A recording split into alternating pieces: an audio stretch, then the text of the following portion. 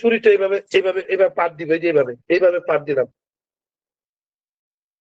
ঠিক আছে, পার দিলাম, পার দিয়ে এবার বলবো ইন্নাল্লাহ সাইবুতুলু, একবার বললাম, একটা ক্রস মারলাম। এই ক্রস দিয়ে যত জোরে দিবেন তখনই বুঝে যাবেন পেটের মধ্যে কি দিয়ে জাদু করছে। এটা যদি শিকল দিয়ে হয় তাহলে শিকলের জন্য মানে একটা লোহার মধ্যে বাড়ি দিলে কেমন আওয়াজ হয়, ওই রকম আওয়াজ আপনার কাঠ থেকে বেরোবে ইনশাআল্লাহ। আবার যদি ওই কাঠের মধ্যে দেখবেন যে এই 6 তারিখ থেকে আমাদের যেটা ক্লাস এটা শুরু হবে 6 তারিখে, আর 6 তারিখে ক্লাসটা উদ্বোধন করবেন মাসুদ আল আমিন হাকিমি সাহেব ইনশাআল্লাহ। আল্লাহু আকবার, আলহামদুলিল্লাহ। ইনশাআল্লাহ, আল্লাহু আকবার, আল্লাহু আকবার, আল্লাহ সুবহানাল্লাহ। কবুল করুন। আল্লাহুম্মা আমিন। আল্লাহ কবুল করুন, আমিন আমিন আমিন। 9টা 30 ইনশাআল্লাহ। ইনশাআল্লাহ ইনশাআল্লাহ ইনশাআল্লাহ। আমি সেই দিন আল্লাহ যদি আমাকে নেক হায়াত দারাজ করেন আপনাদের মাঝে আপনাদের ক্লাসে উপস্থিত থাকবো ইনশাআল্লাহ, আল্লাহ যদি কবুল করেন, আমিন। ঠিক আছে।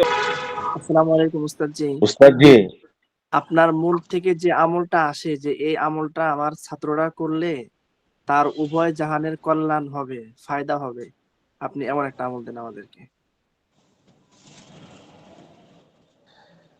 উস্তাদ জি, কালামুল মাওলা জি ওয়ালাহুল। উস্তাদের ইচ্ছা। এমন আসসালামু আলাইকুম এমন উস্তাদ। একটি আমল দেন যেটা রবের সাথে সম্পর্ক করা যায় এবং দুনিয়াতে সম্মানের সহিত থাকা যায়। মানে জি উস্তাদ, আমরা সবাই একমত ইনশাআল্লাহ এই এটার কথাটাতে। উপরে যদি একমত হন, যদি কোনো জিন জাদু চালান টালান এগুলো যদি আপনারা না চান, যে রবের সন্তুষ্টি চান, তাহলে একটা আমল দিয়ে ক্লাস শেষ করে দেবেন ইনশাআল্লাহ। এটার ভিতরে সব আছে ইনশাআল্লাহ। আল্লাহু আকবার। সব আছে। ইনশাআল্লাহ উস্তাদ। আরেকটা পাশাপাশি উস্তাদ জি একটু দোয়া চাই, আল্লাহ যেন আমাদেরকে মাফ করে দেন, পিছনের সমস্ত গুনাহ আল্লাহ যেন মাফ করে দেন। আপনি একটু আমাদের জন্য দোয়া করবেন। ওস্তাদ জি যখন ক্লাস শুনলাম যাচ্ছে ক্লাস হবে উস্তাদ যে আসবে, তখন তো আশায় ছিলাম যেমন একটা আলম আমল উস্তাদ আজকে দিবেন যেটা আমরা উপকৃত হব, খুব আশায় আছি। কাশফকুলার আমল।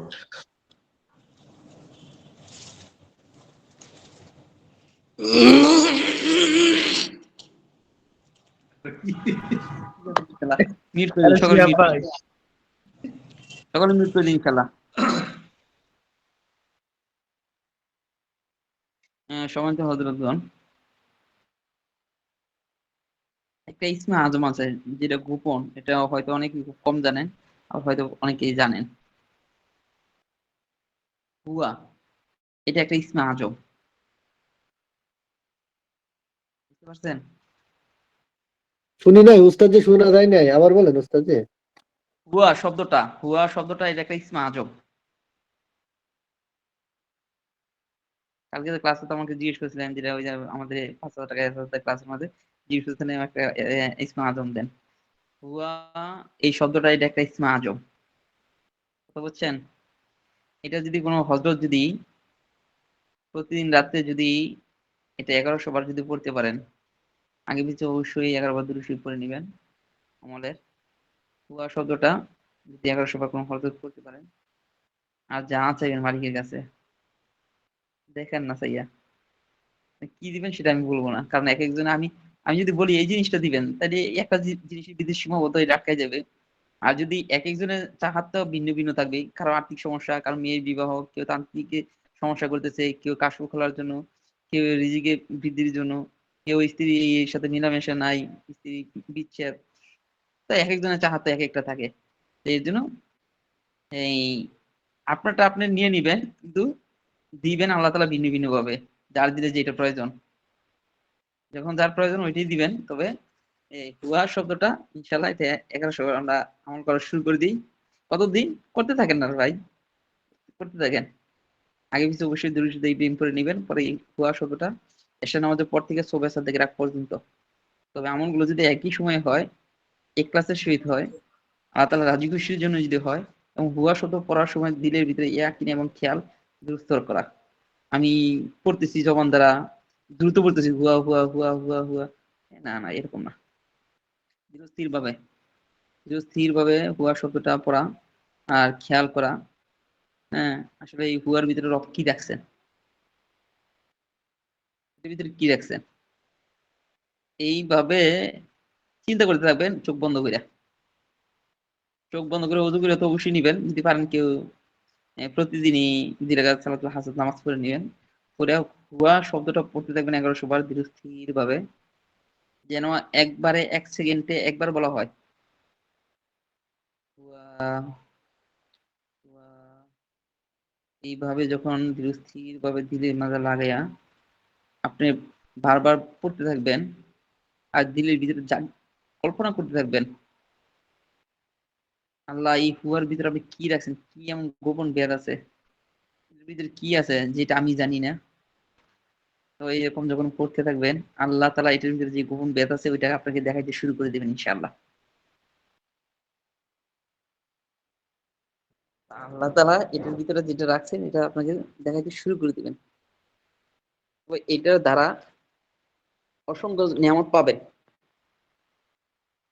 অসংখ্য নিয়ামত পাবেন। এর পাশাপাশি আরেকটা আমল করতে পারবেন, সেটা হচ্ছে ইয়া রহমান ইয়া রহিম ইয়া আল্লাহ, এই 3টা শব্দ একত্র, এই 3টা শব্দকে একত্রিত ভাবে এটা পড়বেন। ইয়া রহমান ইয়া রহিম ইয়া আল্লাহ, এটা ধীরে স্থির ভাবে দিল লাগায়া এখন এখন যখন এটা যখন আপনারা পড়বেন, এটা ধীরে স্থির ভাবে অবশ্যই আগে পিছিয়ে অবশ্যই ধীরে স্থির পড়ে নেবেন।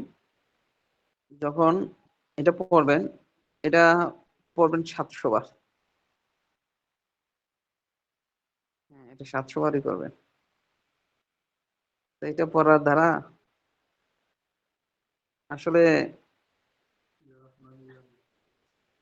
তবে এটা পড়ার দ্বারা যদি আমি আপনাদেরকে একটা ফজিলত বলি, এটা কম হয়ে যাবে, 10টা বললে আরো কম হয়ে যাবে। তবে এটা ফজিলত গুলো আসলে বর্ণনা করার কোনো সুযোগ নাই। তবে এই 2টা আমল আজকে আল্লাহ তাআলা আমার জীবন দ্বারা বের করে দিয়েছেন। আসলে এই 2টা আমল কোনো দিন তবে হবে, হবে না। কোনো মক্কেল আসবে, আসবে না। আসবে কি আসবে না সেটা আরবের দায়িত্ব।